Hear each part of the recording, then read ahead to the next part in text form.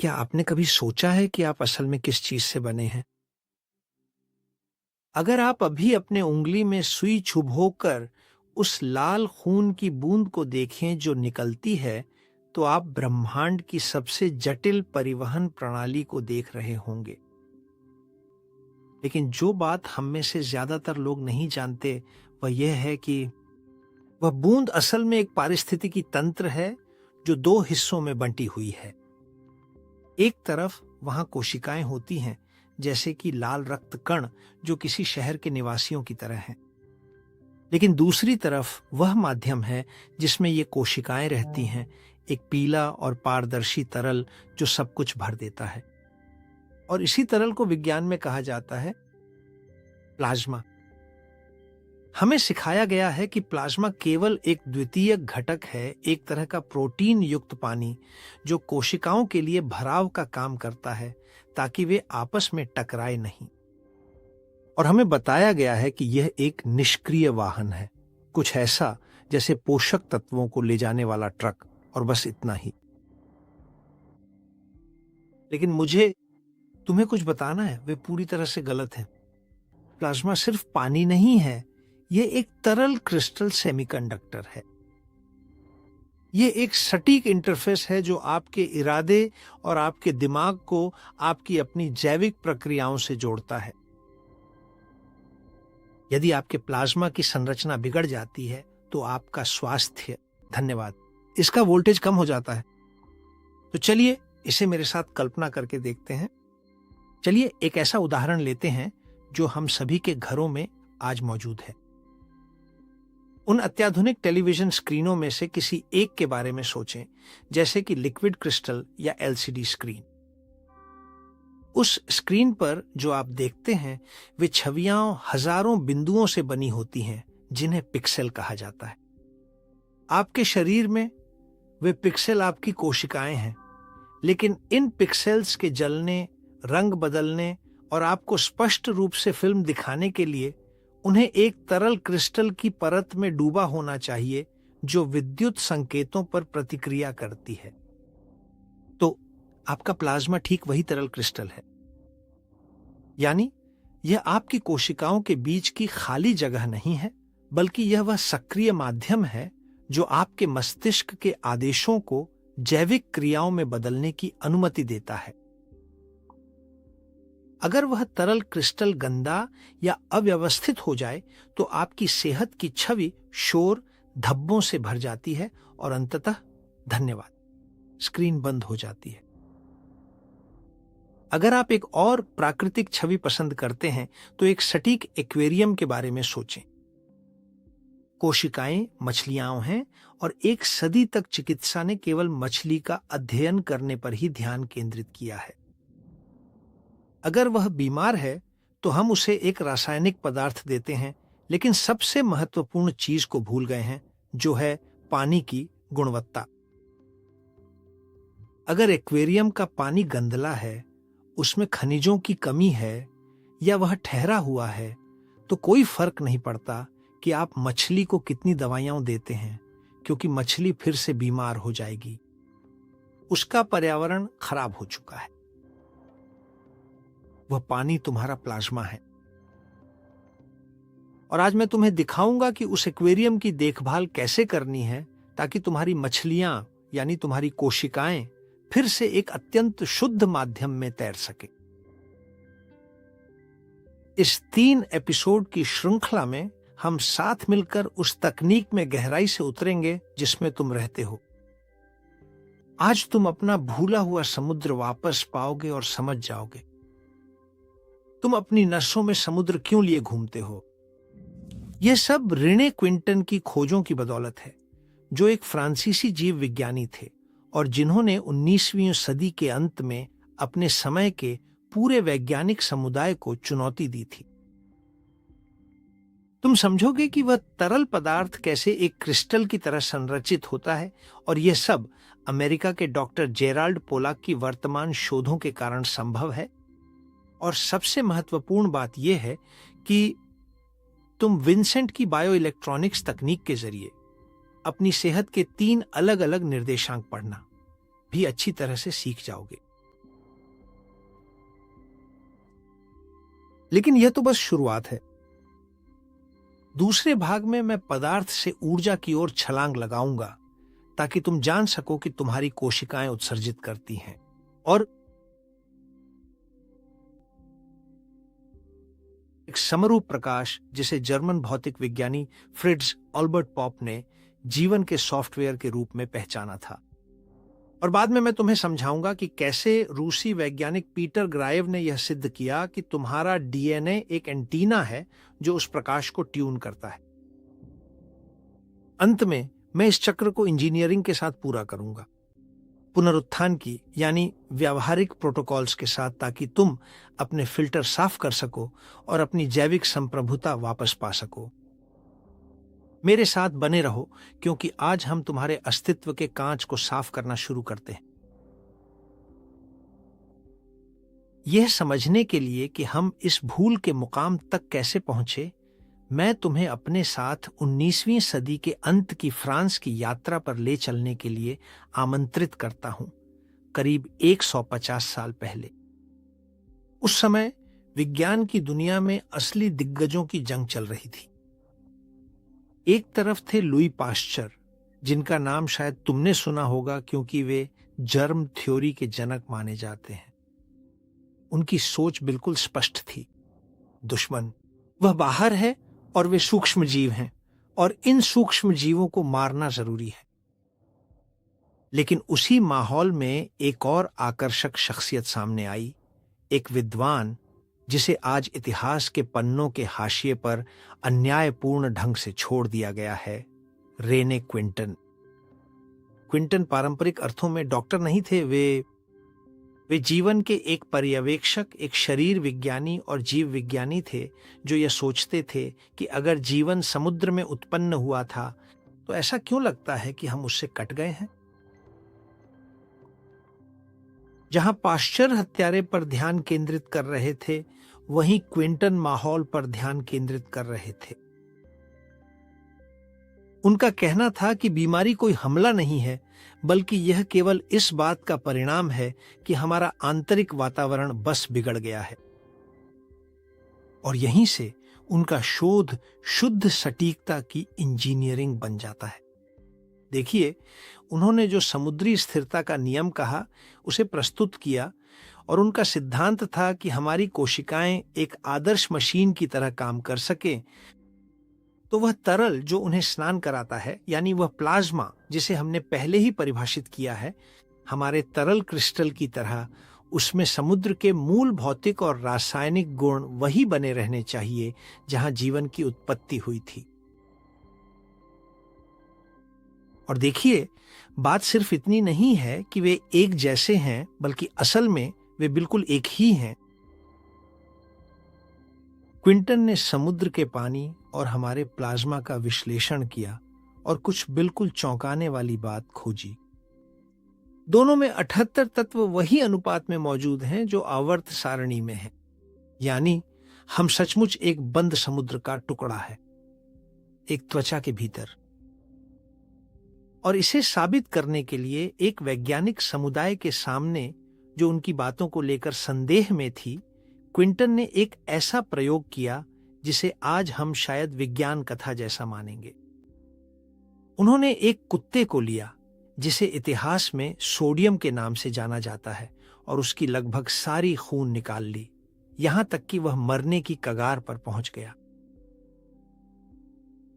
दूसरे जानवर का खून चढ़ाने के बजाय क्विंटन ने जो किया वह यह था कि उसने समुद्र के पानी को उपचारित और पतला करके उसे समांगी आइसोटोनिक बना दिया, यानी उसमें वही लवण सांद्रता रखी जो हमारे शरीर में होती है, और उसे कुत्ते को इंजेक्ट किया। और तुम क्या सोचते हो कि फिर क्या हुआ? जानवर न केवल मरा नहीं, बल्कि कुछ ही दिनों में दौड़ने भागने भी लगा, पहले से भी ज्यादा ऊर्जा के साथ। उसके श्वेत रक्त कण, उसकी प्रतिरक्षा प्रणाली उस नए समुद्री वातावरण में कई गुना बढ़ गई थी। क्विंटन ने यह साबित कर दिया था कि प्लाज्मा एक स्व प्रोग्राम करने वाला जीव है, जिसे पुनर्जीवित होने के लिए बस सही वातावरण की जरूरत होती है। और एक बार फिर उस लिक्विड क्रिस्टल स्क्रीन की उपमा के बारे में सोचो, जिसके बारे में मैंने कुछ मिनट पहले बताया था। अगर स्क्रीन के क्रिस्टल के रासायनिक घटक बिल्कुल सही नहीं हैं, तो इलेक्ट्रॉन कूद नहीं सकते और छवि बस बनती ही नहीं है। तो क्विंटन ने यह खोजा कि अगर तुम्हारे प्लाज्मा में वे समुद्री खनिज नहीं हैं, तो तुम्हारी जैविक स्क्रीन बस काम करना बंद कर देती है। और इसका मतलब यह नहीं है कि तुम्हारी कोशिकाएं टूटी हुई हैं, बल्कि सिर्फ इतना है कि जिस माध्यम में वे तैर रही हैं, उसने अपनी प्रवाहकीयता खो दी है। क्विंटन ने पूरे यूरोप में समुद्री डिस्पेंसरी खोली, जैसा कि वे उन्हें कहते थे, और उस समय हैजे से मर रहे हजारों बच्चों की जान बचाई, या कुपोषण से। और वह बस इतना करते थे कि इन बच्चों को यह समुद्री प्लाज्मा इंजेक्ट कर देते थे। लेकिन जाहिर है, पाश्चर की सोच, जो बाहरी दुश्मनों को मारने के लिए पदार्थ बनाने की थी, नवजात फार्मास्यूटिकल उद्योग के लिए क्विंटन की सोच से कहीं अधिक लाभकारी थी। जबकि क्विंटन की सोच मूल रूप से हमारे आंतरिक एक्वेरियम को साफ और खनिजों से भरपूर बनाए रखने की। मैं चाहता हूं कि आज तुम यह समझो कि तुम्हारा शरीर कोई ऐसी मशीन नहीं है जो यूं ही संयोग से खराब हो जाती है। यह एक सटीक मशीन है जिसे अपने तरल क्रिस्टल, अपने प्लाज्मा की आवश्यकता होती है, जो उस मूल समुद्र का सच्चा प्रतिबिंब हो। और अगर वह तरल संतुलित है, तो तुम्हारी कोशिकाओं के बीच संचार तुरंत होता है और स्वास्थ्य, यह उसका स्वाभाविक परिणाम है। इसीलिए क्विंटन को समझना अपनी संप्रभुता वापस पाने की दिशा में पहला कदम है। यह बाहर की चीजों से डरना छोड़कर अंदर की शुद्धता की देखभाल करना शुरू करना है। यह आंतरिक समुद्र ही वह है जो यह संभव बनाता है कि जिस बिजली के बारे में मैं बाद में बात करूंगा, वह बिना किसी रुकावट के बह सके। लेकिन उस बिजली को मापने या कैसे मापें, उस पर जाने से पहले हमें यह समझना होगा कि यह पानी हमारी कोशिकाओं के पास लगभग जादुई तरीके से कैसे व्यवस्थित होता है। जानते हो, हमारे एक्वेरियम में क्विंटन के खनिज होना केवल आधी कहानी की, क्योंकि उस प्लाज्मा को वास्तव में एक सटीक मशीनरी बनाने के लिए केवल यह काफी नहीं है कि सामग्री वहां मौजूद हो, बल्कि उन्हें सही तरीके से व्यवस्थित भी होना चाहिए। और यहीं पर आधुनिक विज्ञान हमें एक सीख देता है, साथ ही यह हमें विनम्रता का पाठ भी देता है। यह बात जेराल्ड पोलाक के रूप में सामने आती है, जो अमेरिका के वॉशिंगटन विश्वविद्यालय में बायो इंजीनियरिंग के प्रोफेसर हैं, जिन्होंने अपनी पिछली कई दशकों को उस चीज का अध्ययन करने में समर्पित किया है जिसे बाकी लोग बस सामान्य मान लेते थे, पानी। पोलाक ने खोजा कि हमारे अंदर मौजूद पानी सामान्य पानी की तरह व्यवहार नहीं करता, जो नल से निकलता है या जो आप बोतल में देखते हैं। जब पानी सूक्ष्म जैविक सतहों के सीधे संपर्क में आता है, जैसे कि आपके शरीर की कोशिका झिल्ली या फिर आपके प्रोटीन के अणु, तो वहां पर कुछ ऐसा घटित होता है जो वास्तव में लगभग जादुई सा प्रतीत होता है। पानी व्यवस्थित हो जाता है। यह उस अराजक तरल की तरह रहना बंद कर देता है जिसे हम जानते हैं और H2O कहते हैं, और एक परिपूर्ण ज्यामितीय संरचना में बदल जाता है, एक तरह का जेल जिसे पोलाक ने पानी का चौथा चरण या संरचित पानी कहा। और वैज्ञानिक रूप से इसका सूत्र H3O2 में बदल जाता है। यही असली लिक्विड क्रिस्टल है जिसके बारे में मैं कुछ मिनट पहले बात कर रहा था। देखो, कल्पना करो एक डांस फ्लोर की। अगर लोग बिना किसी व्यवस्था के इधर उधर टकराते हुए चलें, तो यह बिल्कुल असंभव है कि कोई संदेश कमरे के एक छोर से दूसरे छोर तक जल्दी से पहुंच सके। और यही आम पानी होता है। लेकिन अगर सभी डांसर एकदम सही सिंक्रोनाइज्ड कतारों में व्यवस्थित हो जाएं, तो किसी भी कोने में हुआ छोटा सा आंदोलन तुरंत दूसरे कोने तक पहुंच जाता है। और यही वह है जो प्लाज्मा तब करता है जब वह संरचित हो जाता है। ये उच्च गुणवत्ता वाला संवाहक बन जाता है। पोलाक इस घटना को एक्सक्लूजन जोन या ईजी कहते हैं, जो अंग्रेजी के संक्षिप्त रूप में है, और इसे ऐसा इसलिए कहा जाता है क्योंकि इतनी सटीकता से व्यवस्थित होने पर यह लिक्विड क्रिस्टल अपने अंदर से सब कुछ बाहर निकाल देता है, कोई भी अशुद्धि, कोई भी विषाक्त पदार्थ या कोई भी अवशेष। यह ऐसा है जैसे प्लाज्मा अपना खुद का स्वचालित सफाई तंत्र बना लेता है। लेकिन हमारी जैविक इंजीनियरिंग के लिए सबसे आकर्षक बात यह है कि इसके अलावा यह एक्सक्लूजन जोन, धन्यवाद, यह एक प्राकृतिक बैटरी की तरह काम करता है। क्रिस्टल के बनने पर विद्युत आवेशों का विभाजन होता है। क्रिस्टल नकारात्मक होता है और उसे घेरने वाला पानी सकारात्मक होता है, और यही है तुम्हारी जीवन ऊर्जा की कुंजी। तुम्हारा प्लाज्मा केवल चीजों का परिवहन ही नहीं करता, बल्कि यह एक बैटरी भी है जो ऊर्जा को संचित करती है। अगर तुम्हारा प्लाज्मा संरचित है तो तुम्हारे शरीर के पास खुद को ठीक करने के लिए भरपूर ऊर्जा होती है, और अगर प्लाज्मा का क्रम विद्युत चुंबकीय प्रदूषण, भारी धातुओं या लगातार तनाव के कारण बिगड़ जाता है तो बैटरी डिस्चार्ज हो जाती है। और तब जब हमारी जैविक स्क्रीन का वह तरल क्रिस्टल अपारदर्शी हो जाता है और स्वास्थ्य का संकेत झिलमिलाने लगता है, इसे एक फाइबर ऑप्टिक नेटवर्क की तरह सोचो। ताकि रोशनी हजारों किलोमीटर तक बिना खोए यात्रा कर सके, फाइबर का क्रिस्टल पूरी तरह शुद्ध और उसकी आणविक संरचना बिल्कुल सही होनी चाहिए। और अगर क्रिस्टल में दरारें या अशुद्धियां हों तो जानकारी बस पहुंच ही नहीं पाती। तो तुम्हारा प्लाज्मा वही फाइबर ऑप्टिक है। यह कोई साधारण भराव नहीं है, बल्कि वही उच्च तकनीक वाला पदार्थ है जो तुम्हारे मस्तिष्क की मंशा को तुम्हारे शरीर के हर कोने तक पहुंचने देता है, बिना किसी प्रतिरोध के और मिलीसेकंड्स में। और यह समझना कि हम संगठित जल हैं, यह बात हमारी सोच को पूरी तरह बदल देती है, क्योंकि अब यह सिर्फ पानी पीने की बात नहीं रह जाती, बल्कि यह उस प्लाज्मा को बनाने की बात है जो उस व्यवस्था को बनाए रख सके, क्योंकि वही व्यवस्था हमें वह वोल्टेज देगी जिसकी हमें जरूरत है, ताकि हमारे भीतर जीवन कभी न रुके। लेकिन जाहिर है इंजीनियरिंग में इतना काफी नहीं है। सिर्फ यह जान लेना कि कुछ काम करता है काफी नहीं है, हमें इसे मापने की भी जरूरत है। हमें यह जानना जरूरी है कि हमारी सटीक मशीनरी अपने सर्वोत्तम मानकों पर काम कर रही है या फिर वह खराब होने वाली है। मुझे पूरा यकीन है कि तुम इसे बिल्कुल अच्छी तरह समझते हो, और इस सवाल का जवाब ढूंढने के लिए हमें फिर से साथ मिलकर 1920 के दशक की फ्रांस यात्रा करनी होगी। वहां हमारी मुलाकात लुई क्लॉड विंसेंट से होगी, जो एक जल विज्ञानी इंजीनियर थे और जिन्हें फ्रांसीसी सरकार ने एक बेहद दिलचस्प जिम्मेदारी सौंपी थी।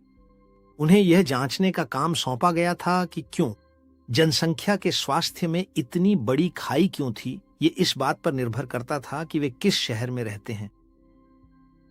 तो हुआ यूं कि विंसेंट ने रियोन जैसी शहरों के मृत्यु दर के आंकड़ों का विश्लेषण करना शुरू किया, जहां लोग असाधारण रूप से दीर्घायु और स्वस्थ थे, और उनकी तुलना क्लेर्मो-फेरां जैसे अन्य शहरों से की, जहां पास पास होने के बावजूद हृदय रोग और कैंसर की दरें कहीं अधिक थीं।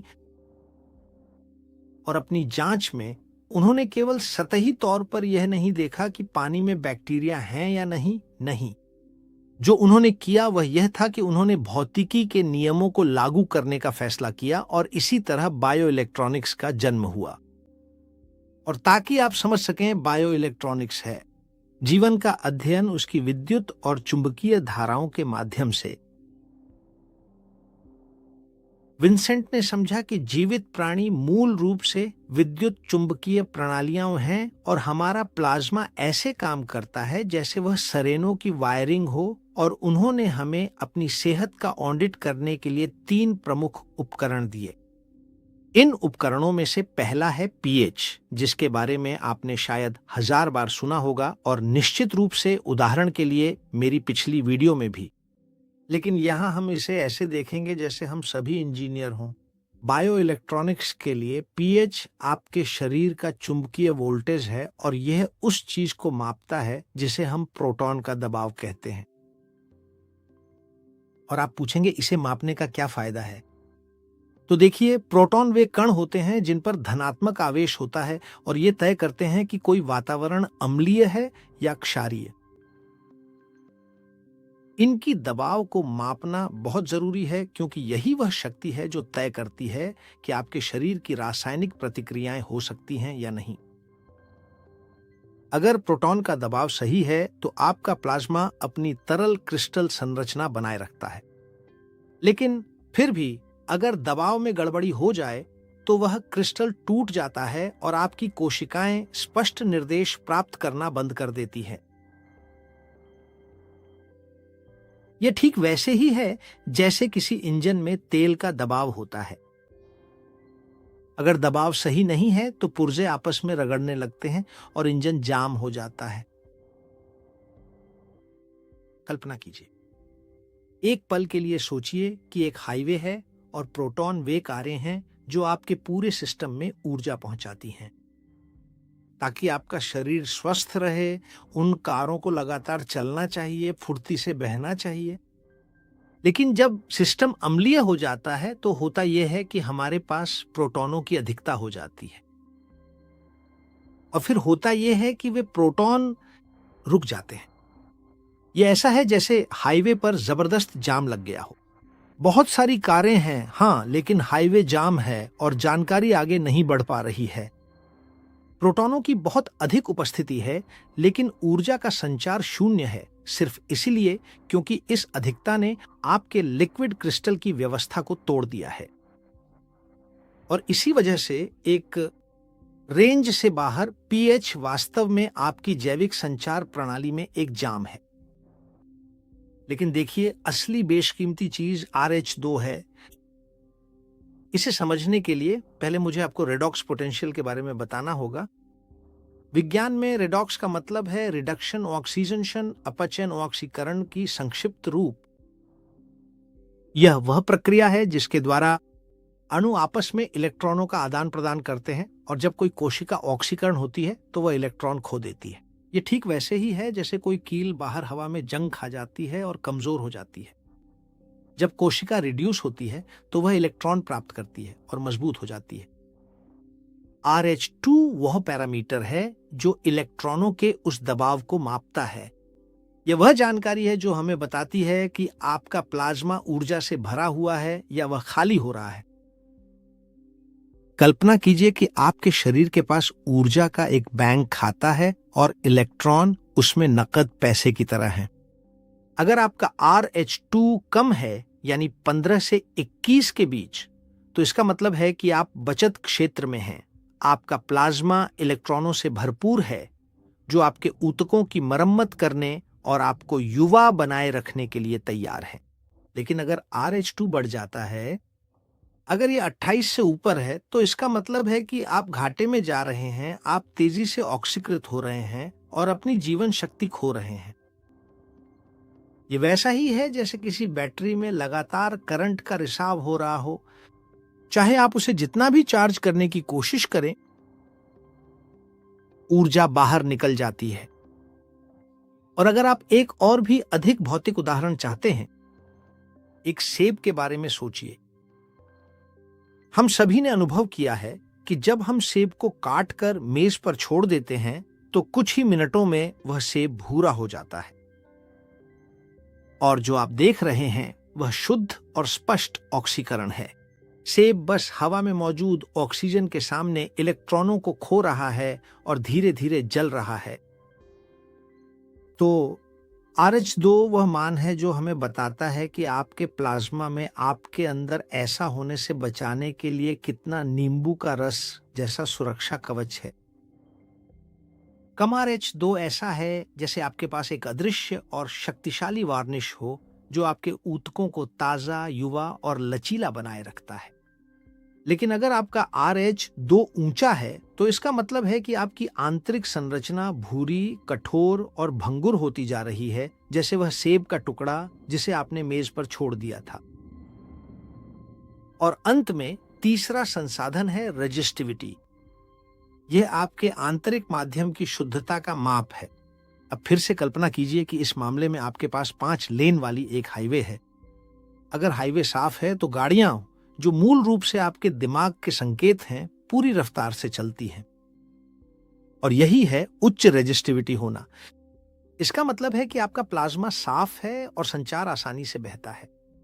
लेकिन अगर हाईवे मलबे, कचरे, खाने के टुकड़ों, गाड़ियों, थैलियों से भरा है तो गाड़ियों को बस रुक रुक कर और बच बच कर चलना पड़ता है। कम रेजिस्टिविटी यह हमें बताता है कि आपका प्लाज्मा विषाक्त पदार्थों या भारी धातुओं से संतृप्त है और आपके तंत्रिका तंत्र की बिजली में शॉर्ट सर्किट हो रहे हैं। विंसेंट ने साबित किया कि अगर हम इन आंकड़ों को मिलाते हैं तो हमें 4 क्षेत्रों या चतुर्थांशों के साथ एक परिपूर्ण नक्शा मिलता है और यहीं पर विज्ञान निर्विवाद हो जाता है। जीवन का क्षेत्र वह है जो हल्का अम्लीय होता है और इलेक्ट्रॉनों से बहुत समृद्ध होता है। और विंसेंट ने यह साबित किया कि इस विशेष क्षेत्र में, यानी पूर्ण स्वास्थ्य के क्षेत्र में, रोगजनक सूक्ष्म जीव जीवित नहीं रह सकते। और फिर भी उन्होंने यह खोजा कि अपक्षयी बीमारियां और कैंसर, उदाहरण के लिए, हमेशा विपरीत क्षेत्र में प्रकट होते हैं जब शरीर का क्षेत्र क्षारीय और अऑक्सीकृत हो जाता है, यानी इलेक्ट्रॉनों में गरीब हो जाता है।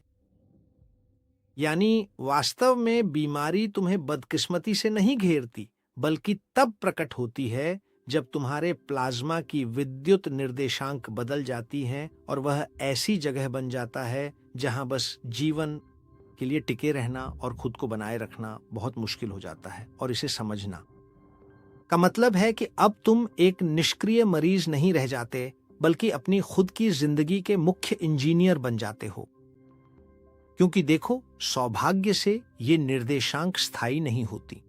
यानी अगर हमें पता हो कि कौन से उपकरण इस्तेमाल करने हैं तो हम इन्हें बदल सकते हैं। तुम न तो अपने जीन के शिकार हो और न ही बुरी किस्मत के। तुम अपने प्लाज्मा की विद्युत स्थिति का परिणाम हो, अपने प्लाज्मा की। और अगर तुम अपने एक्वेरियम के पानी को साफ कर दो और उसका वोल्टेज वापस ला दो तो वह सटीक मशीनरी जिसमें तुम रहते हो फिर से पहले दिन की तरह काम करने लगेगी। लेकिन जाहिर है ये सब विस्तार से जानने का कोई भी फायदा नहीं होगा अगर मैं तुम्हें यह न बताऊं कि आज ही इन खास नंबरों को बेहद आसान, बहुत सस्ता और बिल्कुल अपने ही घर में कैसे पाया जा सकता है। तो इस बिंदु तक पहुंचने के बाद हमारी सेहत की तस्वीर साफ है। अगर तुम्हारा पीएच सीमा से बाहर है तो तुम्हारा आंतरिक संचार जाम में है। अगर तुम्हारा RH2 ऊंचा है तो तुम उसी तरह जल रहे हो जैसे मेज पर पड़ी सेब। और अगर तुम्हारी रेजिस्टिविटी कम है तो तुम्हारी जीवन की सिग्नल में बहुत सारी रुकावटें हैं।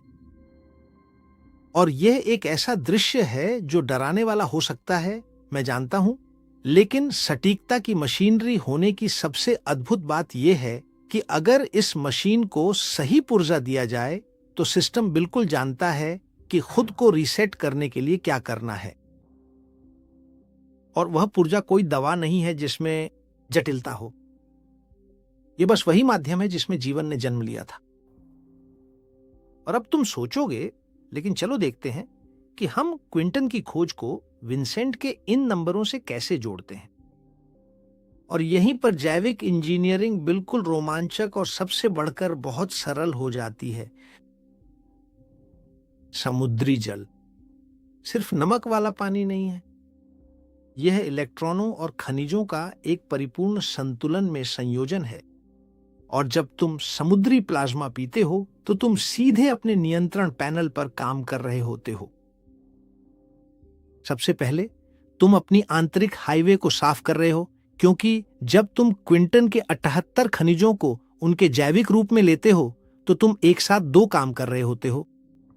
एक तरफ तुम भारी धातुओं और विषाक्त पदार्थों की डामर को साफ कर रहे हो, जो कि जैसा मैंने बताया था तुम्हारी प्रतिरोधकता को बढ़ाता है।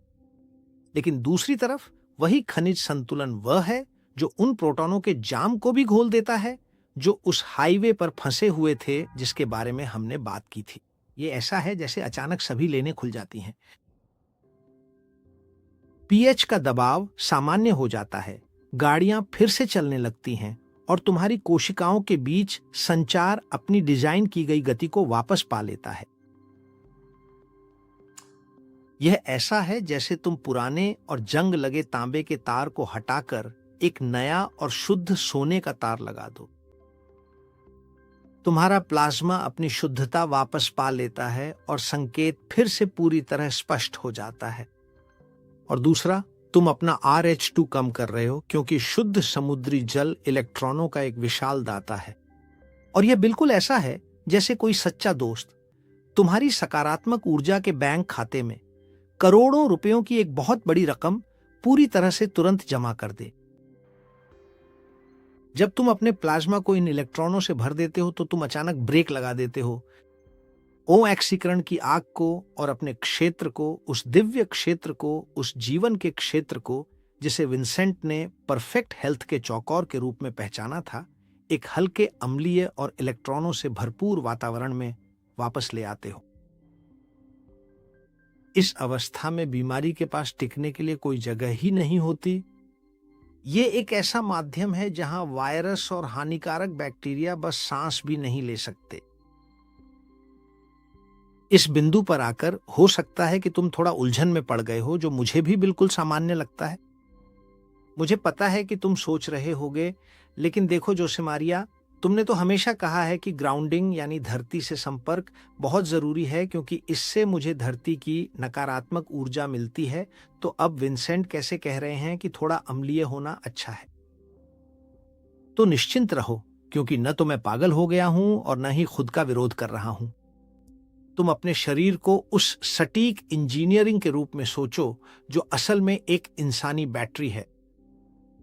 और देखो, ताकि एक बैटरी काम करे और ऊर्जा दे सके, जैसा कि तुम जानते हो, उसे 2 टर्मिनलों की जरूरत होती है। तो पीएच जो प्रोटॉनों को मापता है वह तुम्हारा पॉजिटिव पोल है, और रेडॉक्स जो इलेक्ट्रॉनों की समृद्धि को मापता है वह तुम्हारा नेगेटिव पोल है। जब तुम ग्राउंडिंग करते हो यानी धरती से संपर्क बनाते हो, तो असल में तुम नेगेटिव पोल को चार्ज कर रहे होते हो ताकि तुम ऑक्सीडाइज ना हो जाओ। और विंसेंट हमें अपनी परफेक्ट हेल्थ क्वाड्रेंट के साथ ये बताते हैं कि जीवन तब फलता फूलता है जब हमारा नेगेटिव पोल इलेक्ट्रॉनों से भरपूर होता है, लेकिन उसमें हल्की सी अम्लता भी होती है ताकि चिंगारी फूटे और ऊर्जा प्रवाहित हो सके। इसलिए ऐसा नहीं है कि एक चीज अच्छी है और दूसरी बुरी। नहीं, बात यह है कि तुम्हारी बैटरी को दोनों तरफ अच्छी तरह से परिभाषित होना चाहिए ताकि तुम्हारे शरीर का जैविक इंजन बस रुक न जाए। ये बस सुरक्षा और शक्ति के बीच एकदम सही संतुलन खोजने की बात है। और ताकि यह सिर्फ एक सिद्धांत न रहे बल्कि तुम्हारी नई हकीकत बन जाए, मैं तुम्हारे लिए एक प्रोटोकॉल तैयार करने जा रहा हूं जो तुम्हारा जैविक संप्रभुता का प्रोटोकॉल होगा। और यह कुछ इतना सस्ता और सुलभ है कि बहुतों को इस पर विश्वास करना मुश्किल होता है। लेकिन याद रखो कि सच हमेशा बहुत साधारण होता है। तो सबसे पहली चीज जो तुम्हें चाहिए वह है समुद्री पानी हासिल करना। और आजकल यह विशेष दुकानों में आसानी से मिल जाता है, लेकिन चाहे तुम इसे खरीदो या समुद्र से खुद इकट्ठा करो, इसे वैसे ही मत पीना क्योंकि इसमें नमक की मात्रा हमारी मौजूदा कोशिकाओं के लिए बहुत ज्यादा है। हमें इसे बनाना है, इसे आइसोटोनिक पानी में बदलना है, यानी इसे उसी दाब पर लाना है जो तुम्हारे खून में होता है। और यह नुस्खा भी बहुत आसान और सटीक है। तुम 1 भाग समुद्री पानी को 3 भाग हल्के खनिज युक्त मिनरल वाटर के साथ मिलाओ। और ऐसा इसलिए है ताकि समुद्र के खनिज अनुपात में कोई बदलाव ना आए। उदाहरण के लिए, एक बड़े गिलास में तुम 1/4 समुद्री पानी डालो और बाकी के 3/4 हिस्से को मिनरल वाटर से भर दो। और अगर तुम्हारे पास रीमिनरलाइजेशन के लिए समुद्री पानी उपलब्ध नहीं है तो भी कोई बात नहीं। तुम क्या कर सकते हो कि मिनरल वाटर का इस्तेमाल करो और उसमें कुछ दाने कच्चे ग्रे नमक के डाल दो, जैसे सेल्टिक सॉल्ट या ब्रिटेन का नमक, या फिर कोई अच्छा झरने का नमक भी चला सकता है। और तुम्हारा शरीर जो एक आत्मघोषित जीव है, उन खनिजों को पहचान लेगा और उन्हें संतुलित करने के लिए ठीक ठीक क्या करना है ये जान जाएगा। तुम्हारे शरीर के वातावरण को। इसके बाद इस मिश्रण को सुबह सुबह और अगर हो सके तो खाली पेट पी लो। इसे धीरे धीरे पियो, इसका स्वाद लो और अपनी लार ग्रंथियों को यह संकेत देने दो कि समुद्र वापस घर आ रहा है। अगर आप इसके घटाने वाले प्रभाव को और भी बढ़ाना चाहते हैं, यानी अगर आप RH2 को और कम करना चाहते हैं, तो इसमें थोड़ा सा कुछ बूंदें नींबू के रस की, प्राकृतिक नींबू का रस मिला दें, क्योंकि नींबू भले ही वह खट्टा लगे लेकिन उसका प्रभाव क्षारीय और घटाने वाला होता है, जो आपके प्लाज्मा में इलेक्ट्रॉनों की बैटरियों को और भी अधिक चार्ज करने में मदद करता है।